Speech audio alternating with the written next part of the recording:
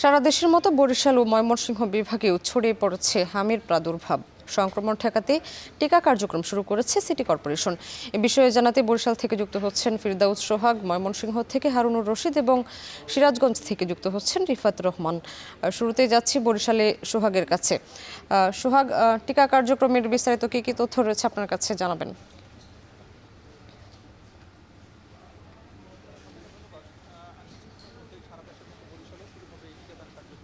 আমি রয়েছি বরিশালের একটি কিন্ডারগার্টেন, মল্লিকা কিন্ডারগার্টেন স্কুলে। এখানে এই কার্যক্রমের উদ্বোধন করবেন বরিশাল সিটি কর্পোরেশনের নবনির্বাচিত যে প্রশাসক, তাকে এখানে কিছুক্ষণের মধ্যে উদ্বোধনে দেখা যাবে। আর সেই লক্ষ্যে কিন্তু এখানে সকল কার্যক্রম শুরু হয়েছে। আমরা একটু দেখাবার চেষ্টা করছি। শিশুরা এবং তাদের অভিভাবকরা কিন্তু অপেক্ষা করছেন টিকা নেয়ার জন্য। শিশুদেরকে টিকা দেওয়া হবে, এই কারণে তারা শিশুদেরকে নিয়ে উপস্থিত হয়েছেন। একটু জানিয়ে রাখি যে বরিশালের যে সিটি কর্পোরেশনের যে কার্যক্রম হাম রুবেলা টিকা ক্যাম্পেইন 2026, এই নগরীর 30টি ওয়ার্ডে কিন্তু এটি পরিচালিত হবে এবং আজকে কিন্তু শুরু হচ্ছে। এবং বরিশাল সিটি কর্পোরেশনের লক্ষ্যমাত্রা, কমিউনিটি পর্যায়ে যেটি লক্ষ্যমাত্রা, সেটি হচ্ছে 33,600 জন শিশুকে দেওয়া হবে। প্রি স্কুল পর্যায়ে দেওয়া হবে 8,610 জন শিশুকে, অর্থাৎ সব মিলিয়ে 42,210 জন শিশুকে এই হামের টিকা প্রদান করা হচ্ছে।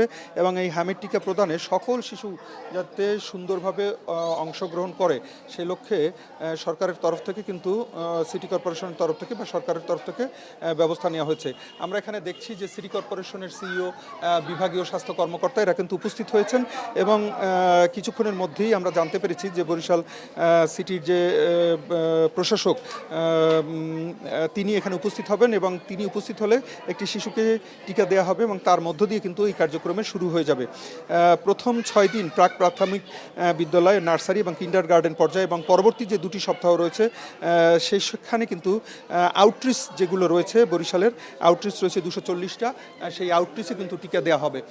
একটু জানিয়ে রাখি যে বরিশালের যে টিকা কার্যক্রম যেটি চলছে সেটি কিন্তু নিখুঁতভাবে, সুন্দরভাবে এবং সুষ্ঠুভাবে যাতে চলতে পারে সে লক্ষ্যে কিন্তু সরকারের তরফ থেকে ব্যাপক ব্যবস্থা নেওয়া হয়েছে এবং সুন্দর সুষ্ঠুভাবে করার লক্ষ্যে কিন্তু সরকারের চেষ্টার কমতি নেই, আমরা যেটা দেখেছি। এবং সিটি কর্পোরেশনের যে নতুন প্রশাসক অ্যাডভোকেট বিলকিস জাহান শিরিন, তিনিও কিন্তু যথেষ্ট চেষ্টা চালিয়ে যাচ্ছেন সবাইভাবে সুষ্ঠুভাবে যাতে টিকা পায় সেই লক্ষ্যে সেটি করার জন্য। এতটুকু ছিল বরিশালের টিকা কার্যক্রমের সবশেষ খবর। আমরা এখন যাচ্ছি ময়মনসিংহে, সেখান থেকে জানাবেন সহকর্মী হারুনুর রশিদ।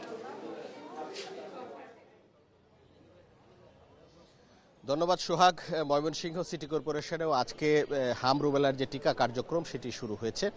আজকে ঠিক সকাল 9টায় সিটি কর্পোরেশনের যিনি প্রশাসক রয়েছেন রুকনুজ্জামান সরকার রুকন, তিনি এই টিকাদান কার্যক্রম কর্মসূচির উদ্বোধন করেছেন এবং আমরা দেখেছি যে উদ্বোধনী অনুষ্ঠানে বিভাগীয় স্বাস্থ্য কর্মকর্তা, সিটি কর্পোরেশনের স্বাস্থ্য কর্মকর্তা সহ সিটি কর্পোরেশনের কর্মকর্তারা উপস্থিত ছিলেন এবং আমরা দেখেছি যে উদ্বোধনের আগে থেকেই কিন্তু এই হাম রুবেলা টিকা নেওয়ার জন্য সিটি কর্পোরেশন এলাকার অভিভাবকরা তাদের শিশু সন্তানদের নিয়ে এই সিটি কর্পোরেশনের যে টিকাদান কেন্দ্র রয়েছে সেখানে এসে উপস্থিত হয়েছেন এবং একে একে কিন্তু তারা তাদের শিশুদের যে হাম রুবেলা টিকা সেটি তারা দিচ্ছেন। এবং আমরা দেখেছি যে এখানে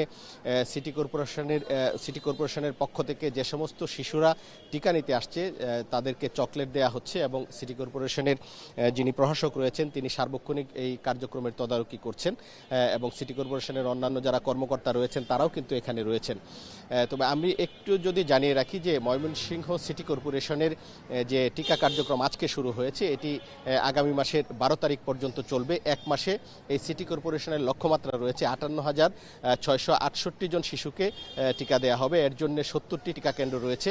আমরা সিটি কর্পোরেশন সূত্রে জানতে পেরেছি যে এখানে সিটি কর্পোরেশন সহ ময়মনসিংহ মেডিকেল কলেজ, সিএমএইচ সহ এবং যে ইপিআই এর যে স্থায়ী টিকাদান কেন্দ্রগুলো রয়েছে সেই স্থায়ী টিকাদান কেন্দ্রগুলো সহ মোট 70টি টিকাদান কেন্দ্র রয়েছে।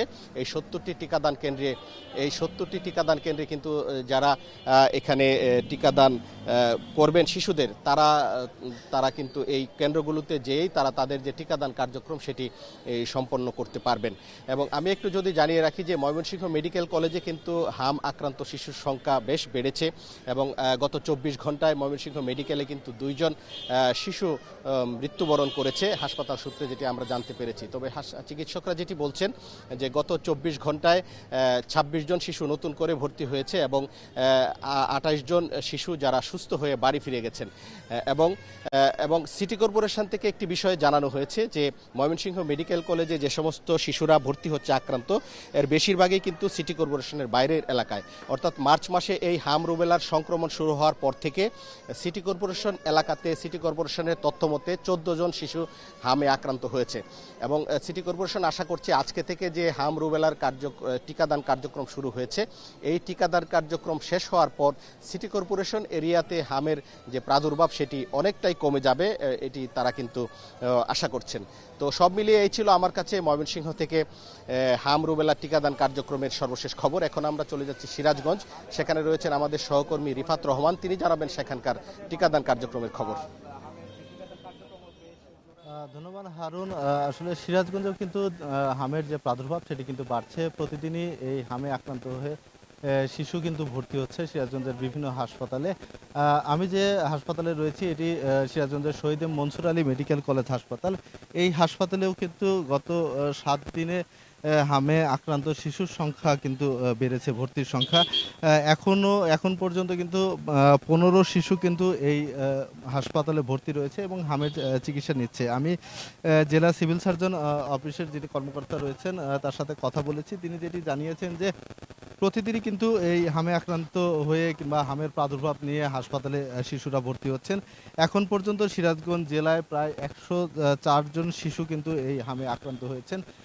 এর মধ্যে সিরাজগঞ্জের বিভিন্ন হাসপাতালে আজও কিন্তু চিকিৎসাধীন রয়েছে প্রায় 27 শিশু এবং গত 24 ঘন্টায় কিন্তু আরও 4 জন আক্রান্ত হয়েছে এবং গতকালকেও আমরা দেখেছি যে গতকালে কিন্তু সর্বোচ্চ 17 শিশু কিন্তু এই হামে আক্রান্ত হয়ে বিভিন্ন হাসপাতালে ভর্তি হয়েছে।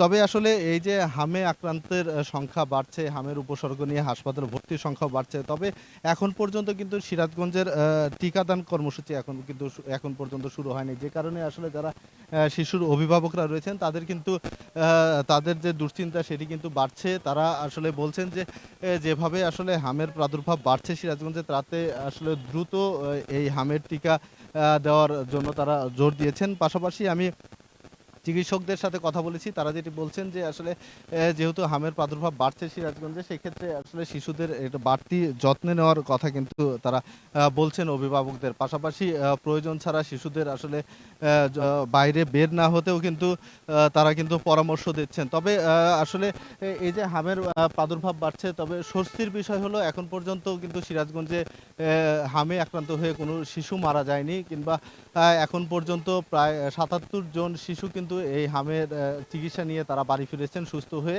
এবং যে 27 জন শিশু এখন পর্যন্ত ভর্তি হয়েছে তারা কিন্তু চিকিৎসাধীন রয়েছেন এবং চিকিৎসকরা বলছেন যে তারা আসলে অতটা কিন্তু আসলে গুরুতর নয় তাদের।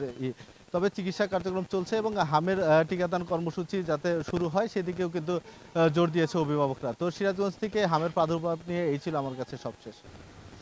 হামের টিকাদান কর্মসূচির সবশেষ জানাচ্ছিলেন সহকর্মীরা।